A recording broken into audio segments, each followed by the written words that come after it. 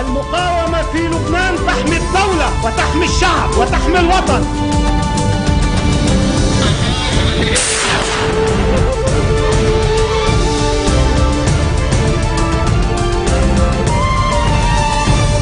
Bonjour à tous et merci de nous rejoindre sur Futur TV pour cette nouvelle édition de la rédaction. Voici les titres de ce journal. Le gouvernement Salam tient sa première réunion depuis la fin du mandat de Michel Sleiman, alors que le Conseil de sécurité de l'ONU réclame l'élection sans délai du président libanais. Le Liban est menacé dans son existence si les expatriés perdent leur identité. Une déclaration signée Gebran Bassil, le ministre des Affaires étrangères, appelle à former un réseau de communication. Le gouvernement britannique accepte de transmettre à la commission d'enquête sur l'Irak des conversations entre Tony Blair et George Bush sur l'engagement du Royaume-Uni dans la guerre de 2003. Et à suivre également dans ce journal, les États-Unis accusent BNP Paribas d'avoir violé l'embargo américain contre Cuba et l'Iran et lui réclament plus de 10 milliards de dollars, l'une des plus importantes amendes jamais infligées à une banque. Premier test pour le gouvernement de Tamam Salam. Ce vendredi, le Conseil des ministres tient cet après-midi sa première réunion depuis la fin du mandat du président Michel Sleiman. Tous les ministres devraient répondre présents. Depuis dimanche, le Liban est dans une situation de vacance de la présidence après l'échec des députés à élire un nouveau chef de l'État malgré 5 convocations.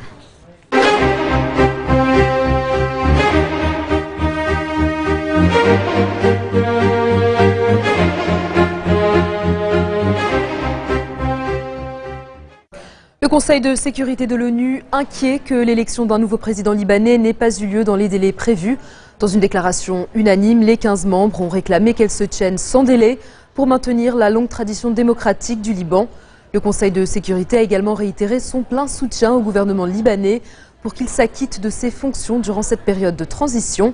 L'ONU invite par ailleurs tous les Libanais à protéger l'unité nationale face aux atteintes à la stabilité du pays, appelant toutes les parties libanaises à respecter la politique de dissociation et se tenir à l'écart de la crise syrienne. Le Conseil a enfin souligné la nécessité d'une aide internationale pour aider le pays à faire face aux problèmes économiques, humanitaires et en matière de sécurité. Walid Jumblat, lui, affirme ne pas être opposé à l'idée d'introduire quelques amendements à l'accord de Taïf. Dans des propos au quotidien SFI, le chef du Parti socialiste progressiste s'est dit en faveur d'une révision de certains articles de l'accord, notamment ceux concernant les prérogatives du président de la République. Une nécessité, selon lui, pour préserver les chrétiens du Liban et renforcer le poste de la présidence. Le leader druze a par ailleurs dit préférer que l'élection présidentielle ait lieu avant les élections législatives. Il a néanmoins appelé à ne pas paralyser le Parlement en laissant passer une loi qui pourrait lui permettre de renouveler son mandat. Jumblat assure ne pas être surpris de la stagnation du dossier de la présidentielle. Il estime que cette situation peut durer tant que les grandes puissances internationales n'accorderont pas une grande importance au Liban.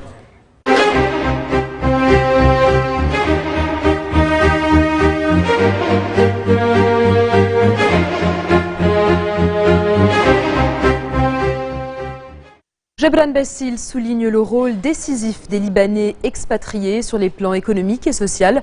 Lors d'une conférence, il a appelé à former un réseau de communication sans précédent entre les Libanais résidant au Liban et les expatriés. Le ministre des Affaires étrangères estime que le pays est menacé dans son identité et son existence. Bassil a par ailleurs affirmé que les expatriés méritent d'avoir la nationalité libanaise et d'être représentés au Parlement. Selon lui, chaque Libanais joue un rôle décisif et peut faire pencher la balance commerciale et transformer l'économie libanaise d'une économie de service à une économie productive. Évoquant la question des réfugiés, le chef de la diplomatie a enfin affirmé que le Liban ne peut se permettre d'accueillir 450 000 réfugiés palestiniens et plus d'1 million de réfugiés syriens et en même temps abandonner des millions de Libanais à l'étranger. La mosquée At-Taqwa de Tripoli, réouverte ce vendredi un peu moins d'1 an après avoir été la cible d'un attentat. Souvenez-vous, en août 2013, un double attentat à la voiture piégée avait fait des dizaines de morts dans la capitale du Liban Nord. La première explosion avait touché la mosquée d'At-Taqwa, la seconde, la mosquée As-Salam. Pour la première fois en 9 mois, la prière du vendredi s'est tenue aujourd'hui dans cette mosquée. L'enquête sur ce double attentat a mené à l'arrestation de plusieurs individus du quartier tripolitain de Jabal Mohsen. Le procès de l'ancien ministre libanais Michel Samaha et du général syrien Ali Mamlouk, chef des services de renseignement, a été reporté au 5 décembre. En février dernier, le commissaire du gouvernement près le tribunal militaire avait rejeté la demande de mise en liberté de l'ancien ministre. Samaha est détenu depuis août 2012, considéré comme un proche du régime de Bachar el-Assad. Il est accusé d'avoir planifié avec le général Mamlouk ainsi que le colonel syrien Adnan des attaques terroristes au Liban. Des agents de la défense civile ont trouvé un détonateur connecté à des explosifs sur la plage de Dalié à Raouché alors qu'ils effectuaient des exercices de natation. Une unité de l'armée libanaise ainsi qu'un expert militaire en explosifs se sont rendus sur les lieux. Et puis à Majdelioun, au Liban Sud, une boîte suspecte contenant des détonateurs a également été retrouvée. Les engins trouvés dans la boîte fermée n'étaient pas connectés à des explosifs. Là encore, militaires et experts ont été dépêchés sur place. Dans l'actualité régionale de ce vendredi, la liste des Syriens qui fuient leur domicile ou leur pays s'allonge d'heure en heure. Cette vidéo amateur montre une scène d'exode qui se déroule vers Idlib, ville du nord-ouest de la Syrie. La raison de leur fuite reste cependant floue. Sont évoqués un éventuel blocage des accès routiers en perspective du scrutin présidentiel du 3 juin, mais aussi l'imminence d'une attaque des rebelles. Idlib et ses environs, où se sont par ailleurs accumulées les violences ces derniers jours, attaques aériennes encore à Alep, l'ancienne capitale économique du pays dans le nord. De nombreux barils d'explosifs ont été largués sur plusieurs quartiers rebelles. Près de 70 civils ont péri depuis le début de la semaine, selon l'Observatoire syrien des droits de l'homme, et 2000 ces 5 derniers mois. La police israélienne annonce avoir intercepté un Palestinien de Cisjordanie portant une ceinture d'explosifs. L'homme, âgé d'une vingtaine d'années, a été repéré et arrêté par la police des frontières près de Naplouse parce qu'il portait un manteau en une journée exceptionnellement chaude pour la saison. Israël a été confronté à une vague d'attentats suicides meurtrières pendant les années 2000 lors de la seconde intifada dans les territoires palestiniens occupés. Le dernier remonte à 2008. En Grande-Bretagne, la commission d'enquête sur l'Irak va obtenir des échanges confidentiels entre Tony Blair et George Bush. Il s'agit précisément de 25 notes écrites par l'ex-premier ministre britannique à l'ancien président américain, ainsi que 130 enregistrements de conversations. La commission exigeait depuis un certain temps la déclassification de ces documents qui pourraient en dire davantage sur l'attitude de Londres avant le conflit. Tony Blair avait été très critiqué pour son suivisme vis-à-vis des États-Unis. Ses détracteurs l'accusent en particulier d'avoir menti sur les raisons qui ont poussé la Grande-Bretagne à entrer en guerre en Irak.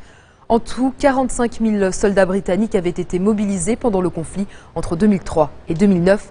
179 d'entre eux sont morts en Irak. La commission n'a pas encore précisé quand elle rendrait ses conclusions. Elle travaille sur le dossier depuis maintenant 5 ans. Dans un instant, témoignage du 6 juin 44, près de 70 ans après le débarquement de Normandie. C'est en fin de journal.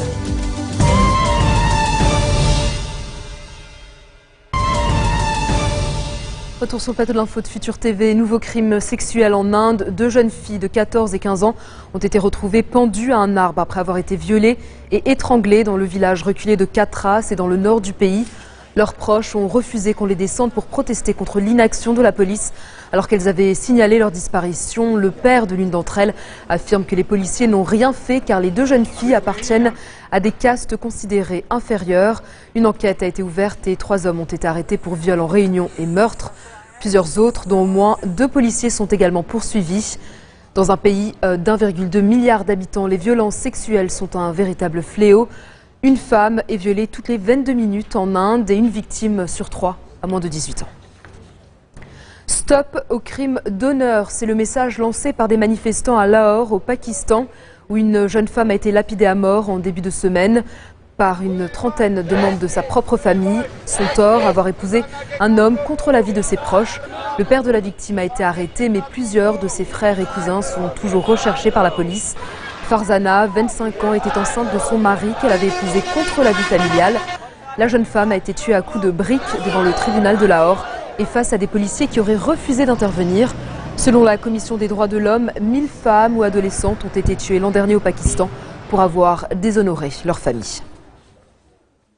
La note est salée pour BNP Paribas. Selon le Wall Street Journal, la banque française pourrait se voir infliger une amende de 10 milliards de dollars aux États-Unis. Sa faute, avoir enfreint l'embargo américain contre Cuba, l'Iran et le Soudan entre 2002 et 2009. Toujours selon le journal, BNP Paribas négocie actuellement avec les autorités américaines pour payer un peu moins de 8 milliards de dollars. Elle espère aussi éviter une suspension temporaire de sa licence bancaire aux États-Unis qui lui empêcherait de réaliser des transactions en dollars vers et depuis ce pays. Une telle suspension pourrait mettre à mal les ambitions de la banque française en Amérique du Nord. Si elle est confirmée, cette amende de 10 milliards de dollars serait l'une des plus importantes jamais infligées à une banque aux États-Unis. Pour la BNP Paribas, elle représenterait environ une année de profit. À l'approche du 70e anniversaire des commémorations du débarquement de Normandie du 6 juin 1944, je vous propose deux témoignages. Il s'agit de ceux d'habitants de Sainte-Mère-Église, un petit village normand qui s'est retrouvé au cœur du débarquement allié, débarquement qui a mené à la libération de l'Europe et à la fin de la Seconde Guerre mondiale. Écoutez. On était dans la tranchée, puis tout d'un coup, j'entends les chiens aboyer. Je dis à mon mari, c'est quand même pas la troupe qui revient. Je dis, ils nous auront pas laissé tranquilles longtemps. Et puis je dis, on sort tous les deux pour voir ce qui se passe. Ah, puis je dis, non, c'est pas des Allemands. Je voyais trois soldats. Ils font pas de bruit, ça sont des Anglais, c'est le débarquement. Donc on savait pas si ça allait réussir. Et je pense que ce qui a fait aussi notre amitié sincère avec les Américains, c'est que on a été quand même presque une semaine où leur seul coin de territoire vraiment acquis, c'était chez nous. Hein. Donc on a vécu avec eux l'angoisse de dire, mon Dieu, pourvu qu'on ne soit pas repris, pourvu que ça arrive. Des vagues d'avions arrivent, des parachutistes tombent, et au bout d'une heure, après diverses péripéties et combats sur la place entre Allemands et Américains, il est rentré à la maison vers peut-être 1h30 du matin, et en disant, il était tout excité en disant, ben voilà, c'est le débarquement, c'est enfin arrivé. Les civils essayaient de sympathiser, faisaient des gestes de sympathie, mais au tout début, ça n'a pas été les embrassades que l'on aime bien évoquer, tout au moins à Sainte-Mère, parce qu'il faut se mettre à la place de ces gars-là. Il y avait 36 heures qu'ils étaient debout, ils étaient parachutés de nuit dans un milieu hostile, et je pense que aussi, même les plus courageux avaient peur. Elle prenait la tombe, avec, on voyait très bien le nom du soldat était lisible, et mettait un bouquet de fleurs dessus, elle écrivait une petite lettre, et mettait, je sais pas quoi, si c'était l'été ou pas, elle mettait un pétale de rose, mais enfin, quelque chose que les gens pouvaient toucher. Parce qu'il n'y a rien de plus horrible que de savoir que quelqu'un est mort, quelque part, n'importe où, sans pouvoir le rattacher à une image. C'est la fin de ce journal. Tout de suite, le rappel des titres qui ont marqué l'actualité de cette journée. Le gouvernement Salam tient sa première réunion depuis la fin du mandat de Michel Sleiman, alors que le Conseil de sécurité de l'ONU réclame l'élection sans délai du président libanais. Le Liban est menacé dans son existence si les expatriés perdent leur identité. Une déclaration signée Gebran Bassil. Le ministre des Affaires étrangères appelle à former un réseau de communication. Le gouvernement britannique accepte de transmettre à la commission d'enquête sur l'Irak des conversations entre Tony Blair et George Bush sur l'engagement du Royaume-Uni dans la guerre de 2003. Et puis les États-Unis accusent BNP Paribas d'avoir violé l'embargo américain contre Cuba et l'Iran et lui réclament plus de 10 milliards de dollars, l'une des plus importantes amendes jamais infligées à une banque. Merci de votre attention. Retrouvez-nous tous les jours à 16h40 heure de Beyrouth. Vous pouvez également nous suivre en ligne sur notre site web ou en téléchargeant notre application mobile. Très bon week-end à tous et à toutes et à demain.